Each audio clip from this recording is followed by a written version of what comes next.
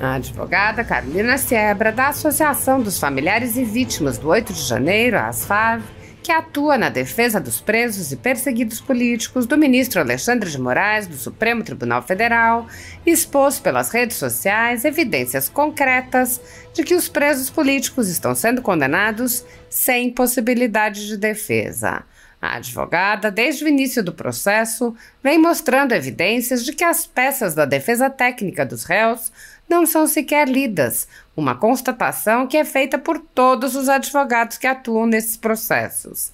Siebra explicou: há algum tempo eu venho dizendo que defesa que não é lida é considerado cerceamento de defesa. E isso também não é só um pensamento meu. Inclusive, o ministro do Supremo, Gilmar Mendes, já decidiu anular um processo por considerar que o ministro foi omisso. Carolina Siebra expôs: na defesa da minha cliente, eu coloquei links de vídeos que eram provas da sua inocência, que ela não havia quebrado nada, etc. E nem que estava pedindo intervenção militar ou que estava com alguma camisa em alusão a isso, etc. Inclusive, fala da testemunha sobre o que aconteceu ali no 8 de janeiro. E esses vídeos, eles estão colocados como não listados. Isto é, a pessoa só tem acesso aos vídeos se ela tiver o link. E os links estão na defesa. Mas vocês podem observar aqui comigo que eles estão com 0 visualizações. O único que tem visualização é o primeiro, que eu entrei para testar se estava ok. Então, isso significa que a defesa não foi analisada pelo ministro Alexandre de Moraes. A advogada lamentou: estão aqui, sem visualizações, e essa minha cliente foi condenada a 14 anos de prisão. Carolina Siebra declarou: está mais do que provado que o ministro Alexandre de Moraes não observou as teses da defesa, infringindo assim o artigo 5º da Constituição, devendo todos esses processos serem anulados. Como a gente não tem conseguido anular as decisões através de recursos judiciais, a gente pede a anistia já.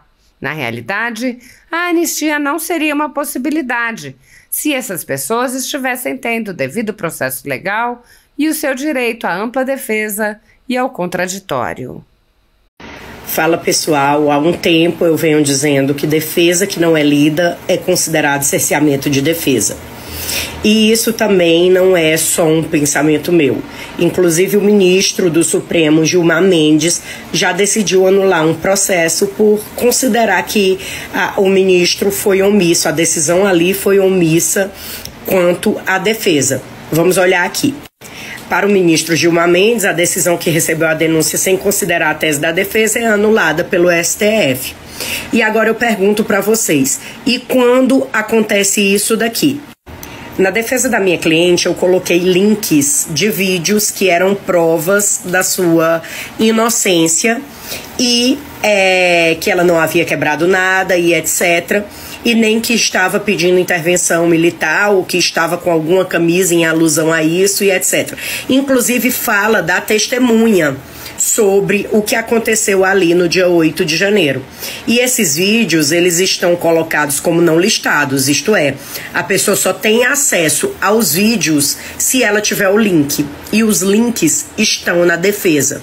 Mas vocês podem observar aqui comigo que eles estão com 0 visualizações. O único que tem visualização é o primeiro, que eu entrei para testar se estava ok. Então isso significa que a defesa não foi analisada pelo ministro Alexandre de Moraes. É tanto que estão aqui, ó, sem visualizações. E essa minha cliente, ela foi condenada a 14 anos de prisão. Então está mais do que provado que o ministro Alexandre de Moraes não observou as teses da defesa, infringindo assim o artigo 5º da Constituição, devendo todos esses processos serem anulados. Como a gente não tem conseguido anular as decisões através de recursos judiciais, a gente pede a anistia já. Na realidade, a anistia não seria uma possibilidade se essas pessoas estivessem tendo o devido processo legal e o seu direito à ampla defesa e ao contraditório. É isso aí, pessoal. Mais de 2.000 pessoas foram presas em massa a mando do ministro Alexandre de Moraes, do Supremo Tribunal Federal, com a colaboração do Exército Brasileiro, sem provas nem indícios de crimes e sem o menor respeito a direitos humanos ou ao devido processo legal.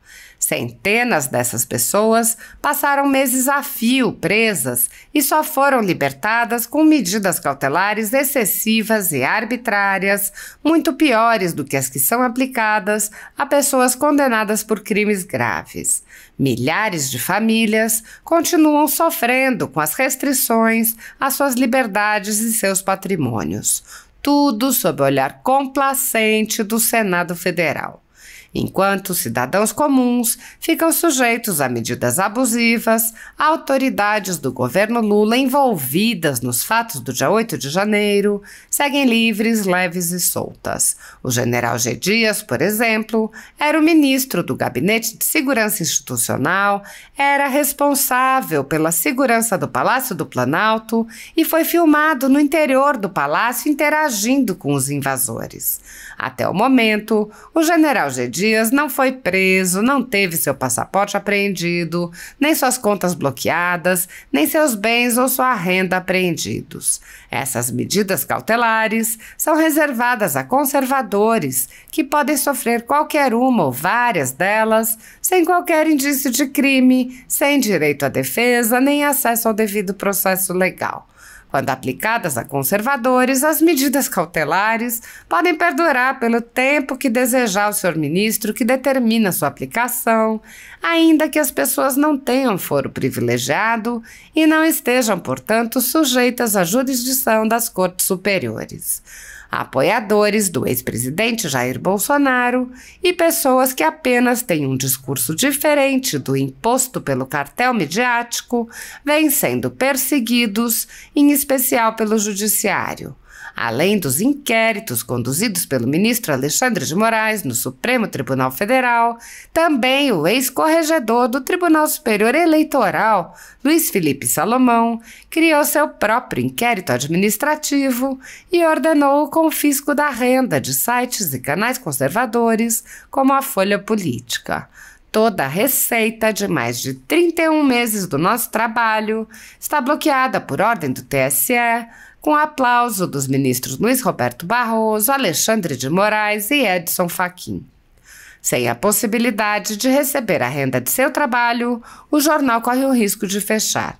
Se você apoia o trabalho da Folha Política e pode ajudar, use o QR Code para doar qualquer quantia para a empresa Raposo Fernandes ou use o código ajude@folhapolitica.org. Caso prefira, há a opção de transferência bancária para a conta da empresa Raposo Fernandes, disponível na descrição deste vídeo e no comentário fixado no topo.